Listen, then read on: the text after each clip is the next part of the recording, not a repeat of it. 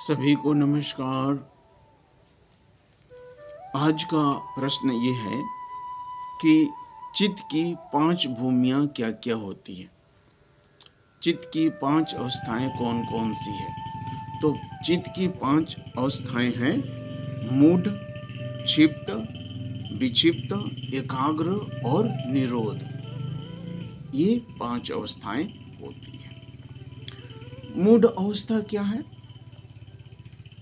चित्त की इस अवस्था में रजोगुण न्यून और तमोगुण की प्रधानता बढ़ जाती है, अर्थात रजोगुण कम हो जाता है और तमोगुण की प्रधानता इसमें बढ़ जाती है।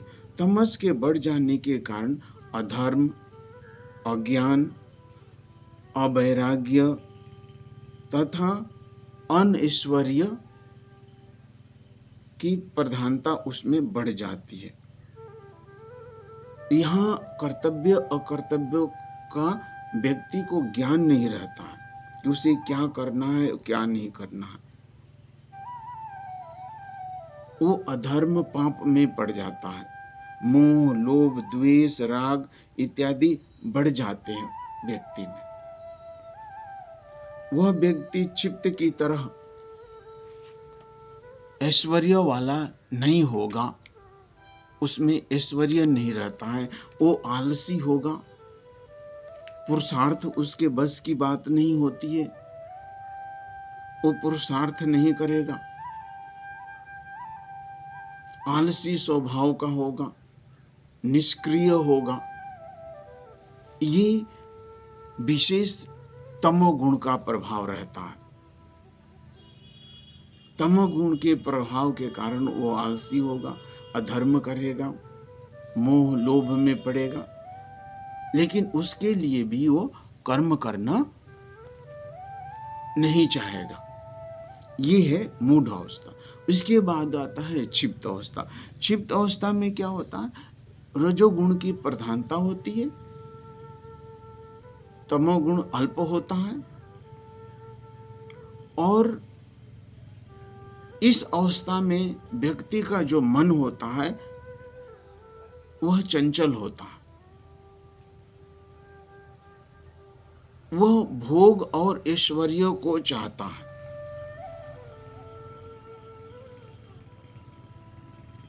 उसमें क्षिप्त अवस्था में भी विवेक की कमी होती है। मन चंचल होगा। ऐश्वर्य अर्थात संसार की वस्तुओं की अधिक चाह होगी उसके मन में। वह व्यक्ति बल में वृद्धि चाहेगा, शरीर की सुंदरता चाहेगा, अच्छी अच्छी चीजों का भोग करना चाहेगा। वह विषय प्रिय होगा। विषय प्रिय अर्थात वह अपने ज्ञान और ज्ञान इंद्रियों के द्वारा विषयों का भोग करेगा। विषयों के भोग के लिए उसका मन चंचल होगा। विषयों ज्ञान इंद्रियों के माध्यम से वह विषयों का भोग का आनंद लेगा, आंखों से सुंदर सुंदर चीजों को देखेगा, शरीर को सुंदर बनावेगा। तो इस अवस्था में मन अति चंचल अवस्था में रहता है। और वो चंचलता किस बात के लिए होता है? विषय भोग के लिए। विषयों को भोग करना उसका मन चाहता है, उसकी इंद्रियां चाहती है, इसलिए जो है मन जो है वह इस अवस्था में चंचल होता है, क्योंकि मन में रजोगुण की, चित्त में रजोगुण की अधिकता होती है, रजोगुण की प्रधानता होती है चित्त में। यह कौन सी है? क्षिप्त अवस्था है। अब है विक्षिप्त अवस्था। चित्त की यह भूमि क्षिप्त और मूढ़ से कुछ अलग है।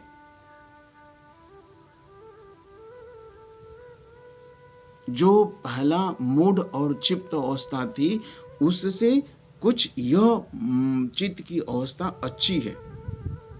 इस अवस्था में सतोगुण प्रधान होता है, वह व्यक्ति जो होगा क्या होगा, सतोगुण प्रधान होगा। जिस अवस्था में चित्त विक्षिप्त अवस्था जो होती है चित्त की। रजोगुण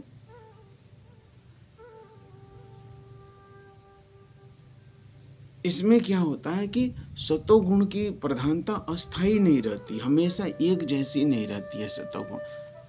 इसमें बीच बीच में तमोगुण और रजोगुण की प्रधानता भी आ जाती है, जिसके कारण जो होता है मन चंचल हो जाता है और विषय भोगों की ओर जाता है।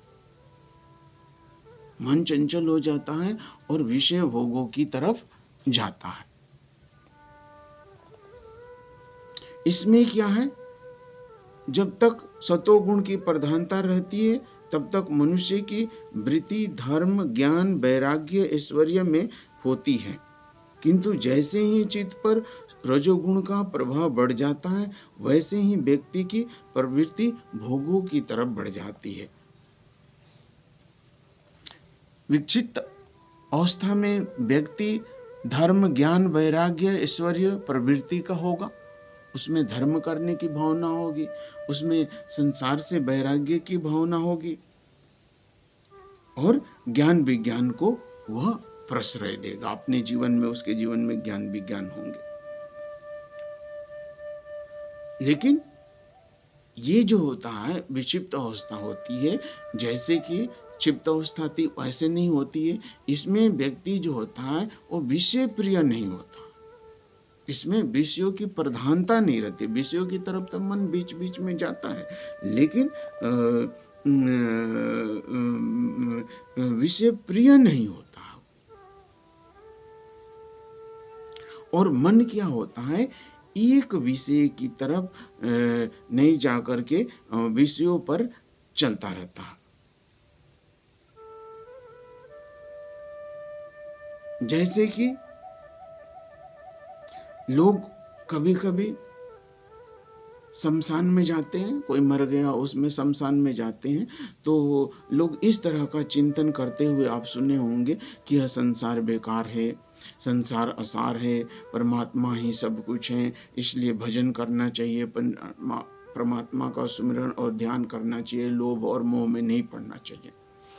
ये जो क्षिप्त अवस्था, जो चित्त की क्षिप्त अवस्था है, इसमें इस तरह से के भाव आते हैं जब कोई घटना घटती है जीवन में। तो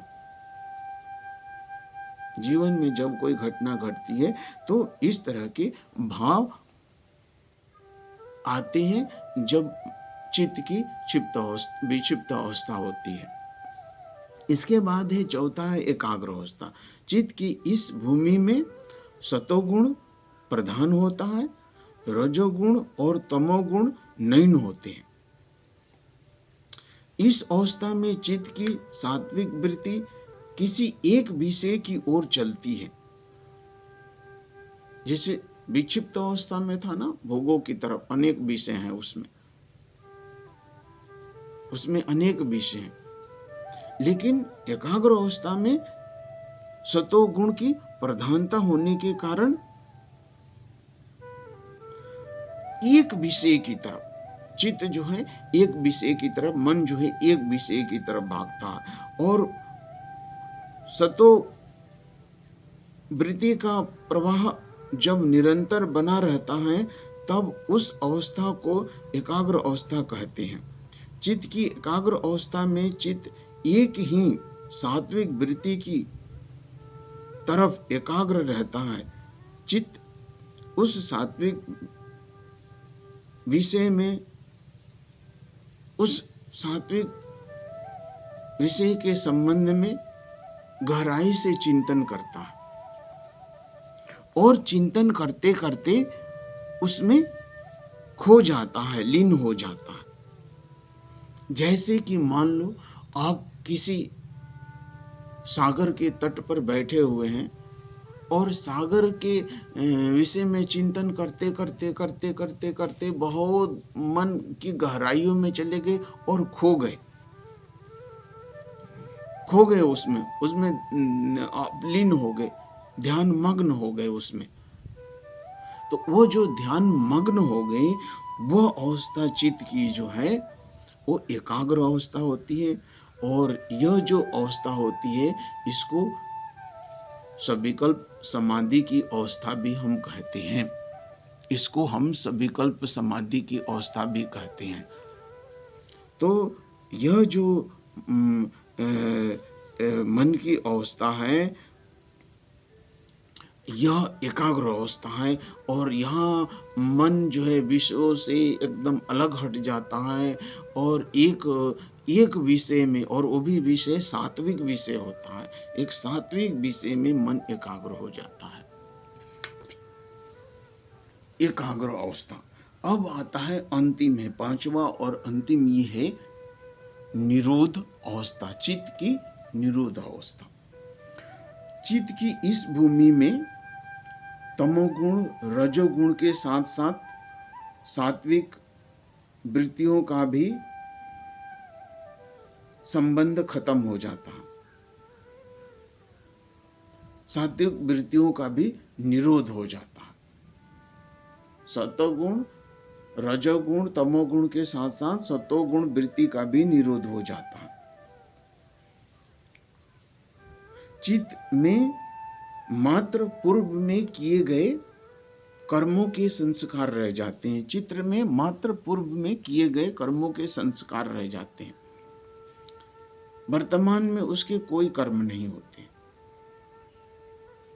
न रजोगुणी कर्म होते हैं, न सतोगुणी कर्म होते हैं।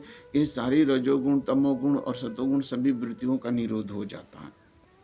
मन की यह जो अवस्था है, चित्त की यह जो अवस्था है, इसको हम निरोध अवस्था कहते हैं।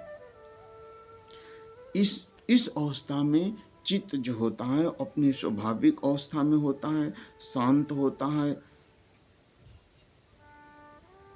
शांत चित्त अवस्था होती है उस समय। ऐसा चित्त केवल सिद्ध योगियों का होता है। जो बड़े ऊंचे साधक हैं, बड़े ऊंचे लेवल के जो साधक हैं, उनकी ही चित्त की अवस्था ऐसी होती है। और यह जो अवस्था है चित्त की, इसको हम निर्विकल्प समाधि की भी अवस्था देते हैं, क्योंकि इसमें रजोगुण तमोगुण के साथ साथ सतोगुण से, अर्थात प्रकृति के बंधन से वो साधक ऊपर चला जाता है।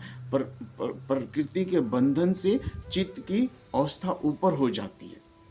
उस पर प्रकृति के तीनों गुणों का कोई भी प्रभाव नहीं रहता। चित्त की वह अवस्था है निरोध जिस पर कोई भी प्रकृति का प्रभाव नहीं रहता। उस साधक के ऊपर, उस व्यक्ति के ऊपर प्रकृति का कोई भी प्रभाव नहीं रहता है। वो आजाद हो जाता है प्रकृति के बंधन से। और प्रकृति के बंधन से आजाद होने के कारण ही वह एकाग्रचित्त हो जाता है, शांत हो जाता है और वह समाधि की अवस्था में चल जाता है। और इस अवस्था में जो चित्त की यह भूमि है, इस अवस्था में जो मन एकाग्र होता है, यह समाधि लगती है, उसको निर्विकल्प समाधि कहते हैं। तो ये जो हुई मन की चित्त की 5 भूमियां या मन की 5 अवस्थाएं कह लो। तो ये अवस्थाएं हमारे साधना में, हमारे आध्यात्मिक यात्रा में अगर हम इसको समझ जाते हैं, सही सही हमारी समझ में आती है, हम समझने की कोशिश करते हैं, तो ये हमारी आध्यात्मिक यात्रा में मदद करेगी। और इसमें एक और चीज़ मैं बता दूं कि आपका आहार, आपका व्यवहार, आपका चिंतन, ये अवस्थाओं को प्रभावित करती है। जैसे जैसे आपके अंदर देवी संपदा आएगी, सात्विक विचार आवेंगे, धर्म, सेवा, परोपकार, वैसे वैसे ये वृत्तियां क्या होती हैं, सतोगुणी होती है। और अंत में सतोगुण से भी परे होके प्रकृति के बंधन से, प्रकृति के आकर्षण से दूर चली जाती है। और यही लक्ष्य है अध्यात्म का।